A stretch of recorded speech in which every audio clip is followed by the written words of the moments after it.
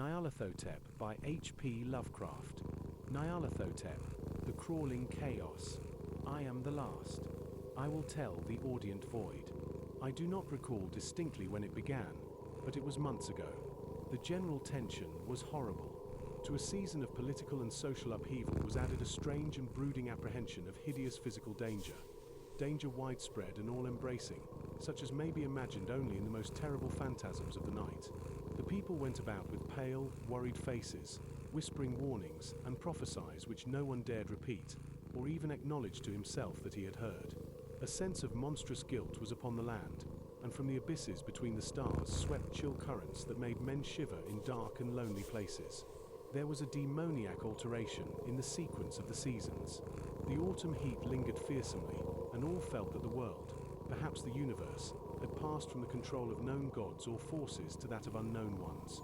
And it was then that Nyarlathotep came out of Egypt. Who he was, none could tell, but he was of the old native blood and looked like a pharaoh. The fellaheen knelt when they saw him, yet could not say why. He claimed to have risen from the blackness of 27 centuries, hearing messages from places not of this planet. Into the lands of civilization came Nyarlathotep, swarthy, slender, and sinister, always buying strange instruments of glass and metal and combining them into inventions yet stranger. He spoke much of the sciences, of electricity and psychology, and gave exhibitions of power which sent his spectators away speechless, swelling his fame to exceeding magnitude. Men advised one another to see Nyarlathotep, and shuddered. Wherever he went, rest vanished, for the small hours were rent with screams of nightmare. I remember when Nyarlathotep came to my city, the great, the old, the terrible city of unnumbered crimes. My friend had told me of him, and of the impelling fascination and allurement of his revelations, and I burned with eagerness to explore his uttermost mysteries.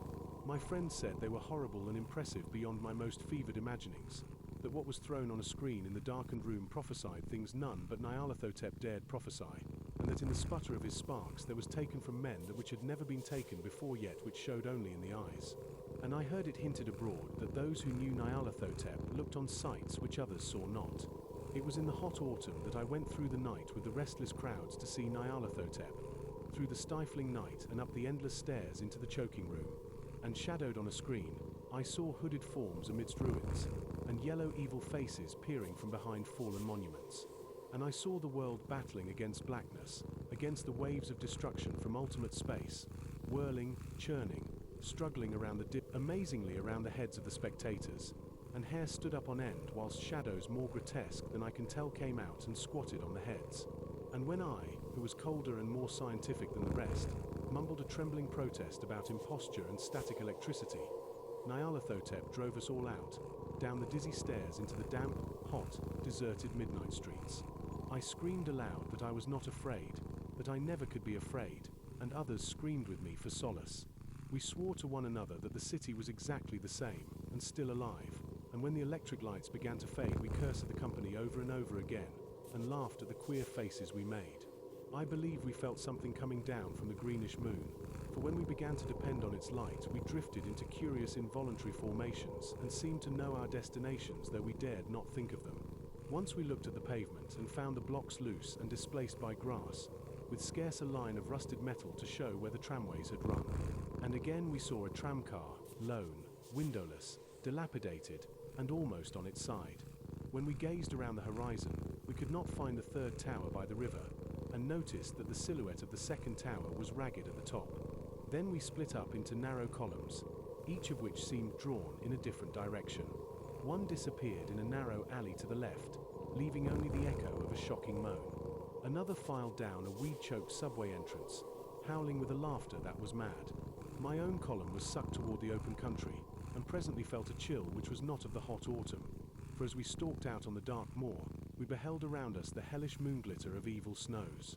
Trackless, inexplicable snows, swept asunder in one direction only, where lay a gulf all the blacker for its glittering walls.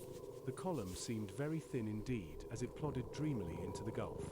I lingered behind, for the black rift in the green-litten snow was frightful, and I thought I had heard the reverberations of a disquieting wail as my companions vanished, but my power to linger was slight. As if beckoned by those who had gone before, I half floated between the titanic snowdrifts, quivering and afraid, into the sightless vortex of the unimaginable. Screamingly sentient, dumbly delirious, only the gods that were can tell. A sickened, sensitive shadow writhing in hands that are not hands, and whirled blindly past ghastly midnights of rotting creation. Corpses of dead worlds with sores that were cities, charnel winds that brush the pallid stars and make them flicker low. Beyond the world's vague ghosts of monstrous things, half-seen columns of unsanctified temples that rest on nameless rocks beneath space and reach up to dizzy vacua above the spheres of light and darkness. And through this revolting graveyard of the universe, the muffled, maddening beat, monotonous whine of blasphemous flutes from inconceivable, unlighted chambers beyond time. The detestable pounding and piping whereunto dance slowly, awkwardly, and absurdly the gigantic, tenebrous ultimate gods, the blind, voiceless, mindless gargoyles whose soul is Nyarlathotep.